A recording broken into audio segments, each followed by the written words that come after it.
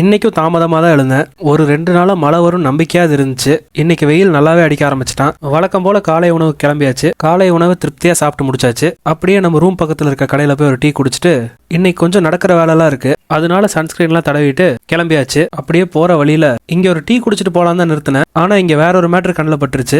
சரக்கே கலக்காம காக்டெயில்னு சொல்லி ட்ரெண்ட் ஆயிட்டு இருந்த கண்ணூர் காக்டெயில் தான். கண்ணூர் தான் போய் சாப்பிடணும்னு நினைச்சிட்டு இருந்தேன். பரவாயில்ல, இங்கேயே கிடைச்சிருச்சு. ரொம்ப ரொம்ப அருமையா இருந்துச்சு. அதெல்லாம் குடிச்சு முடிச்சுட்டு பக்கத்துல பம்பளி மாசு வித்துட்டு இருந்தாங்க. அந்த பழம் வாங்குறதுக்குள்ள மழை வர ஆரம்பிச்சிருச்சு. மழை வரும்னு நினைக்கும் போதெல்லாம் ஏமாற்றம் தான் வந்துச்சு. இன்னைக்கு வராதுன்னு நினைச்சா கொட்டி தள்ளிட்டான். இவ்வளவு முடிச்சுட்டு கடைசியா ஃபோர்ட் கொச்சி வந்து சேர்ந்தாச்சு. இங்க பாத்தீங்களா, இங்க இருக்க கிளைகள் ஒவ்வொன்றுக்கு ஒவ்வொன்று தொடாம தான் இருக்கும். இதைத்தான் கிரவுன் ஷைனஸ்ன்னு சொல்லுவாங்க. இது இயற்கையாவே நடக்கிற ஒரு விஷயம். இது சீன வலை, ஆங்கிலத்துல சைனீஸ் ஃபிஷிங் நெட்னு சொல்லுவாங்க.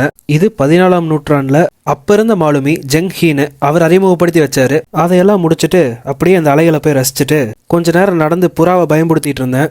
அங்க நடந்துட்டு இருக்கும் போது அந்த பூண்டு வெடி என் கண்ணில் பட்டுச்சு. இதெல்லாம் வெடிச்சு விளையாண்டே ரொம்ப வருஷம் ஆயிருச்சு. அப்படியே போற வழியெல்லாம் அதை போட்டு விளையாண்டு இருந்தேன். அப்புறம் அதெல்லாம் முடிச்சுட்டு ஒரு மேகி சாப்பிட்டேன். அப்புறம் இந்த கடையில கைக்கு மாட்டுறது ஒன்று வாங்கி போட்டேன். இதெல்லாம் முடிச்சுட்டு பிளான் பின்னு ஒரு கடை, இங்க நான் வந்தே ஒரு 3 வருஷம் இருக்கும். இங்க வெரைட்டியா சிக்கன் விங்ஸ் வச்சிருப்பாங்க. நம்ம அதுல காரம் கம்மியா ஒன்று, கார தூக்கலா ஒன்று வாங்கியிருந்தோம். அதுல அந்த கார தூக்கலா வாங்கியிருந்தேன்ல, அதை சாப்பிட்ட நிலைமையை பாருங்க. 2 பீஸுக்கே நாக்கெல்லாம் நாட்டியம் ஆடிருச்சு. எப்படி வேர்த்துருச்சு பாருங்க. அவ்வளவுதான், சுத்தினது போதுன்னு வீட்டுக்கு கிளம்பியாச்சு. கேரளாக்குள்ள எங்க பார்த்தாலும் இந்த ஃபிஃபா காய்ச்சல் தான். ரோடு ஃபுல்லா கட் அவுட்டு, பேனரு, கொடின்னு போட்டு அசத்திட்டாங்க. போற வழியில திரும்பவும் அதே கடை தான். இங்க ஏதேதோ இருந்துச்சு, பாக்கெட்டுக்குள்ள சிக்கனு, பாலை பொரிச்சதுன்னு. எல்லாம் முடிச்சுட்டு நம்ம விடுதியில் இருக்க நீச்சல் குளத்துல ஒரு குளியல் போட்டாச்சு.